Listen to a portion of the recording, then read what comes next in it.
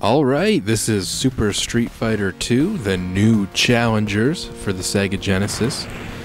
And this is not a review by any means of Super Street Fighter 2, because I've already shown Super Street Fighter 2 for the Super Nintendo.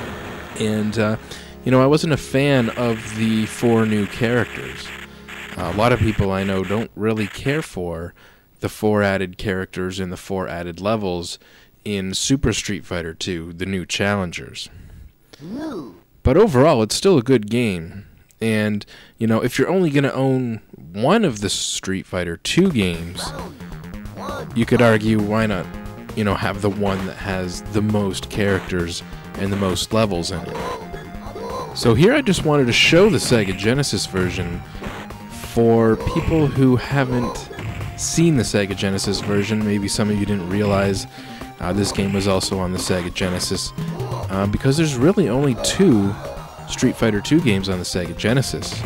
This game came out for the Sega Genesis and the Super Nintendo in June of 1994. All 3 major regions got Super Street Fighter 2 on the Super Nintendo and the Sega Genesis on the same day.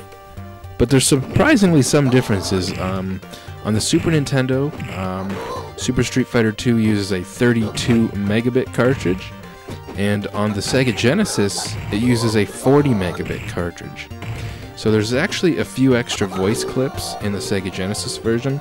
In the Genesis version, you have an announcer who says the name of the country, and when you start the fight, he'll say round 1 fight or round 2 fight, and that's not in the Super Nintendo version. So there are extra voice samples in the Genesis version.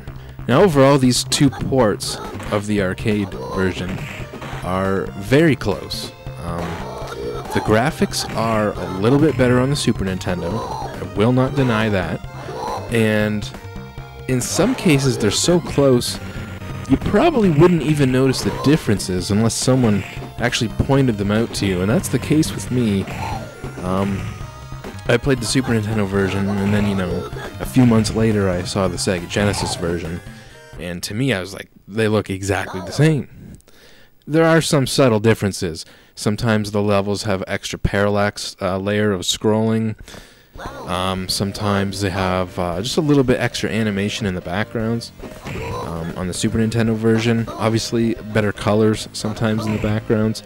But that said, they did a very, very good job on the Genesis. And other than that, the music is kind of hit or miss.